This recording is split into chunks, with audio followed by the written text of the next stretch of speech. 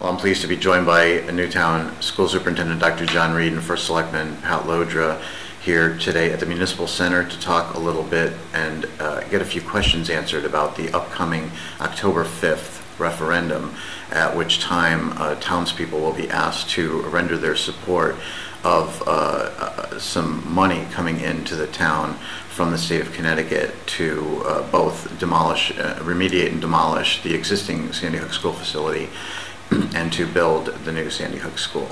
So I will start by asking a little bit about what you folks are hearing from the first in a series of public information sessions that you've opened up to have members of the general public in for one-on-one question and answer sessions. Yes, I'll start with that, John. We actually had the first of those sessions today, and we're very pleased to have 5 people come and share their thoughts with us and ask some questions to clarify some of the information that either was inaccurate or misunderstood. One of the questions really was about location. The question being that if the referendum is defeated, is there an opportunity to change the location of a new school? The answer to that is no. The task force, which was the Board of Selectmen, Board of Finance, Board of Education, and Legislative Council combined, had already made the decision that the location for the new school pardon me, will be at the what is approximately the Sandy Hook School site. Mm-hmm. Dr. Reed, did you take any particular interest in any of the specific questions that were addressed earlier today? Well, I think it just one of the gentlemen who was there mentioned that it wasn't until he saw a quote in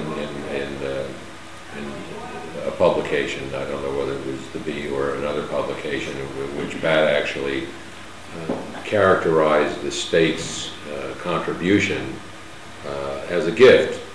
He had expressed that before he had seen the term grant used and thought there might be a possibility that would imply some kind of repayment. And I think the simple answer is, as far as the $50 million, it comes without strings. It does not have to be repaid. It has no impact on the tax rate. It is an attempt by the state of Connecticut to make Newtown whole, and what that means is we had 7 schools when we started the school year last year, and I think it's the state's judgment that we should have 7 schools now.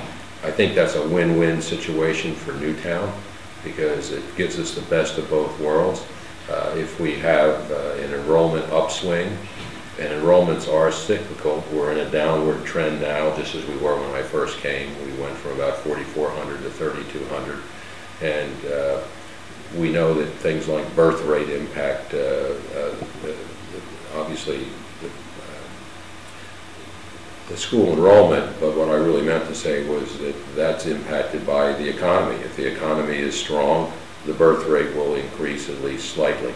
So we were able to say it's a win-win, because if we need the space for the kids, we have what we had a year ago. If at some point in the future we're blessed with some space that is not needed, we can turn to the town and say, you have a lot of things on your capital improvement list. You have a senior center, you have a police station. I think the estimated cost for the senior center is of $10 million. So we would be able to save millions of dollars for the town by utilizing these 7 facilities. Well, another very important question was asked, and that is, why did we decide to build new rather than renovate? And would it not have been much less expensive to renovate? And that's really an important difference that folks should understand. There was a full analysis done of the cost to renovate. The school structure was created in 1956, 57. So it is a 57-year-old building now. No matter how much renovation we did, the core of the building remained as a 5-decade-old structure, and the cost to bring it up to code, to replace it with materials and designs that are appropriate for today's education and which meet the specifications of school buildings today, cost almost as much as a new building.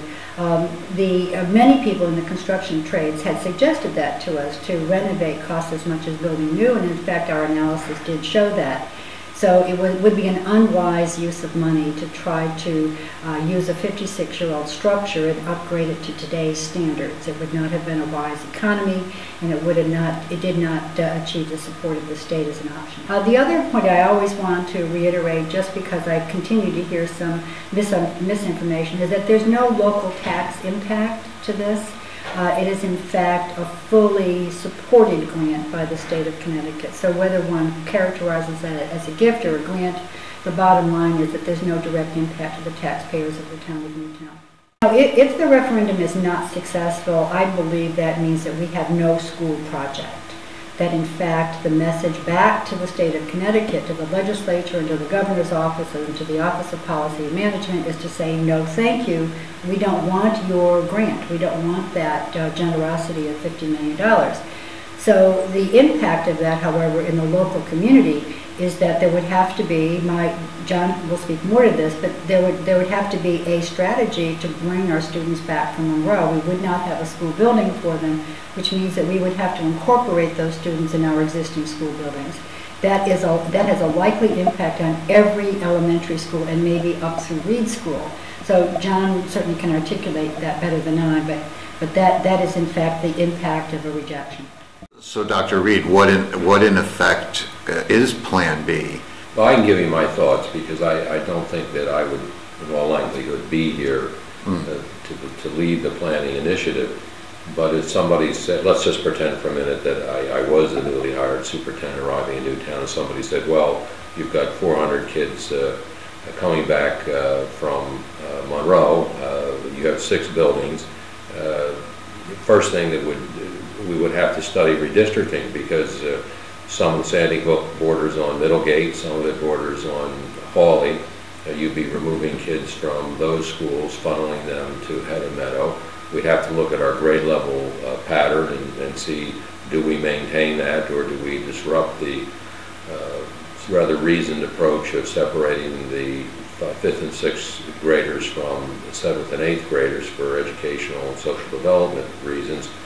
We would look at the kinds of normal things you do when you don't have enough room. You consider eliminating music rooms, art rooms, and taking them to be basic classrooms. You look at the possible need for portable classrooms. I mean, they're the kinds of things that you would do. But I would say this, as a part of the recovery process that I think everybody in their own personal way is going through, I think it's very important to return the boys and girls as well as the staff from Sandy Hook intact. And even though this will be a number of years after the December tragedy, it's still important in my mind. They are a group, they're a social grouping, they're a society in their own right. And to take and at this point in the recovery program projected ahead a few years, I still think it's important to keep them together, not send them the message that, well, welcome back to Newtown, we're going to try to find parts of each of our other schools to, in essence, help you fit into. As I said earlier, if we're fortunate enough to have space in the schools that we don't need on a temporary basis, or if the projections, we're optimistic it's more long-term, I think there's a lot of needs that have been defined by the town of Newtown that would speak appropriately to that space. What specific what they would be, what buildings they would be, I think that's up for others to determine sometime in the future. And the other point I would make very quickly is this is not a year in which I would personally want to use as any base level year to make any projections about what's going to happen in Newtown. It's a transitional year. In my mind, the tragedy has had an impact. It's had an impact on some people taking a fresh start and leaving the school system. I think that type of situation was really this year. I don't see that happening year after year, and I do believe, and I don't have any numbers, but I do believe that some people who may have moved into Newtown just decided that because of what recently happened, they changed their house search. And I think we're going to have plenty of reasons for people to come to Newtown, like we have now, but I think it would be unrealistic to assume what happened in December had no impact at all. So this is a very atypical year, which I think we all understand.